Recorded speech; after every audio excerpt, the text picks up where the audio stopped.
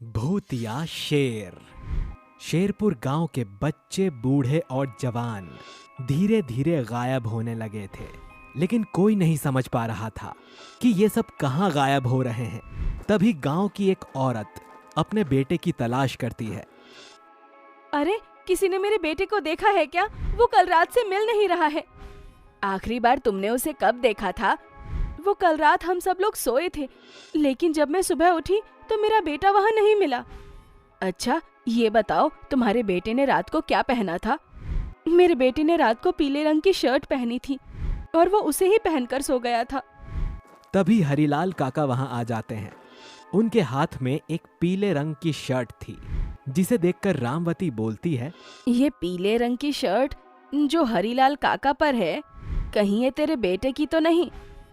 Chandravati shirt देखकर बहुत दुखी हो जाती है और हीरालाल काका से कहती है, आपको ये शर्ट कहाँ से मिली? बेटा, मुझे तो ये खेत में पड़ी मिली। क्या हुआ, बताओ मुझे कि आखिर ये सब क्या हो रहा है। काका, चंद्रावती का बेटा सुबह से मिल नहीं रहा है और हमें ये लगता है कि ये शर्ट उसी की है।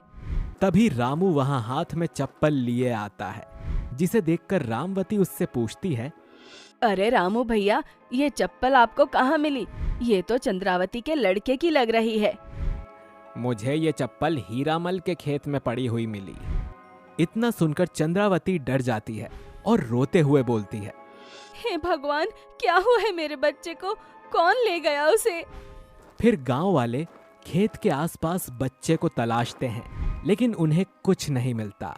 वो कुछ दूर जंगल में जाकर देखते हैं तो उन्हें बच्चे के हाथ पांव पड़े हुए मिलते हैं, लेकिन बच्चे का धड़ नहीं मिलता। ये देखकर चंद्रावती पूरी तरह से डर जाती है और रोने लगती है। मेरे बच्चे को क्या हुआ? किसने ये सब किया है? भगवान, मेरा बच्चा कहाँ है? कुछ दूरी पर चलकर लोग बोलते हैं, अरे ये देखो, बच्चे का सिर तो यहाँ पर पड़ा हुआ है। फिर वो लोग बच्चे के सिर को उठा लेते हैं, लेकिन बच्चे का दिल उसके शरीर से अलग था। ये बात आसपास के गांव में भी फैल जाती है। अरे तुम्हें पता है, शेरपुर गांव के लोग गायब हो रहे हैं और अभी कुछ नहीं पता चला कि ये सब कौन कर रहा है। और आज तो जंगल से एक बच्चे के हाथ पैर मिले हैं। हाँ भाई, सुना है कि उसका दिल उसके शरीर में मौजूद नहीं था। उसका कुछ पता नहीं चला और देखने से लग रहा था कि किसी जंगली जानवर ने उसके साथ ये सब किया है। सभी गांव वाले बहुत डर जाते हैं और सभी लोग गांव के प्रधान के पास जाते हैं। प्रधान जी, हमें पता लगाना होगा कि ये सब कौन कर रहा है। हाँ रामू, मामला बहुत गंभीर है, तो आज से हम सब में से कोई एक इंसान पहरा देगा और वो इस बात का पता लगाएगा कि आखिर में ये सब कौन कर रहा है। फिर गांव में रोज एक आदमी पहरा देने लगता है, तो वो देखता है कि जंगल की तरफ से एक शेर आ रहा था जो इधर उधर घूमता था। फिर चंदू उसका पीछा करने लगता है।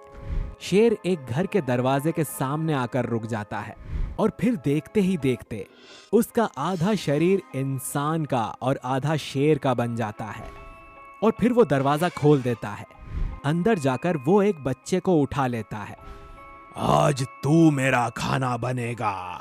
कल मैंने एक बच्चे को खाया था, पर उसे खाकर मजा नहीं आया। तुझे खाकर मुझे बहुत ही अच्छा लगेगा। इतना कहकर वो बच्चे को जंगल की तरफ ले जाता है। तभी चंदू उसके सामने आकर डरते हुए बोलता है, तुम बच्चे को कहाँ लेकर जा रहे हो? ये देखकर वो व्यक्ति पूरा शेर बनकर चंदू की तरफ बढ़ता है। चंदू गांव की तरफ भागते हुए चिल्लाता है, बचाओ बचाओ, शेर आया, शेर आया। गांव वाले ये सुनकर अपने घरों से बाहर आ जाते हैं और सभी को बाहर आता देख शेर बच्चे को छोड़कर भाग जाता है। गांव वाले चंदू के पास आते हैं। चंदू, कौन था? कौन बच्चों को उठा ले जाता है? तुमने कुछ देखा? क्या सच में शेर ही बच्चे को उठा कर ले जाता है? नहीं, वो कोई शेर नहीं है। ये मुझे लगता है कि कोई भूत है जो शेर का रूप धारण करके गांव में आता है और बच्चे या बूढ़े जो भी मिलता है उसको उठाकर ले जाता है। इसको रोकने के लिए हमें कुछ ना कुछ तो करना ही पड़ेगा, वरना ऐसे ही लोग गायब होते रहेंगे। लेकिन उससे छुटकारा पाने के लिए क्या किया जाए? हमारे पास कोई चारा भी तो नहीं है।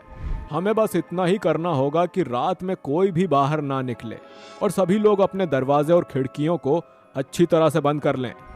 लेकिन वो भूतिया शेर है, वो तो कहीं भी आ जा सकता है, घर के अंदर भी और घर के बाहर भी। कुछ और करना होगा प्रधान जी। फिर एक काम करते हैं, मैं एक तांत्रिक को जानता हूँ जो हमें भूतिया शेर से बचा सकता है। फिर तांत्रिक को गांव में बुलाया जाता है। तांत्रिक मंत्र पढ़कर एक सफेद भभूति देता है। प्रधान जी, ये भभूति गांव के चारों तरफ फैला दीजिए और रात में कोई भी इंसान बाहर न निकले। अगर किसी ने रात में इसकी परिक्रमा को तोड़ा तो इसकी शक्ति उस भूतिया शेर पर काम नहीं करेगी और वो गांव में प्रवेश कर जाएगा। कुछ दिन तक सब सही चलता रहा। फिर गांव में एक आदमी रमेश अपने 3 दोस्तों से बोलता है, उस तांत्रिक ने हम सबको पागल बनाया है और हम फालतू में ही चंदू की बातों में आ गए। भला शेर भी कभी आदमी बन सकता है और कोई आदमी शेर कैसे बन सकता है? हाँ भाई, तुम सही बोल रहे हो। चलो चलकर देखते हैं कि आखिर ये भूतिया शेर कैसा दिखता है। हाँ, चलो भाई चलते हैं और सुबह उस ढोंगी बाबा को सबक सिखाएंगे।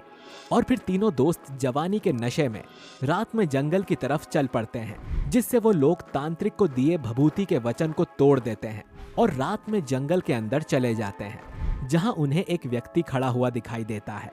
कौन हो तुम? मैंने बहुत दिनों से कुछ खाया नहीं था और आज मेरे खाने के लिए 3 नौजवान मेरे सामने हैं। आओ, जल्दी से मेरे पास आओ। और देखते ही देखते वो आदमी भूतिया शेर बन जाता है। ये देखकर तीनों दोस्त इधर उधर भागने लगते हैं। भूतिया शेर नरेश को दबोच लेता है और बाकी के 2 लोग वापस गांव में आ जाते हैं और आकर सारी बीती घटना प्रधान को बताते हैं और वचन देते हैं कि वो अब कभी ऐसा नहीं करेंगे।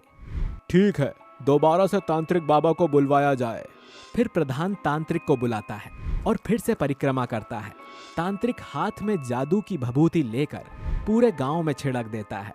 इस प्रकार वो गांव को सुरक्षित कर लेता है और गांव का कोई भी व्यक्ति रात में जंगल की ओर नहीं जाता। उस दिन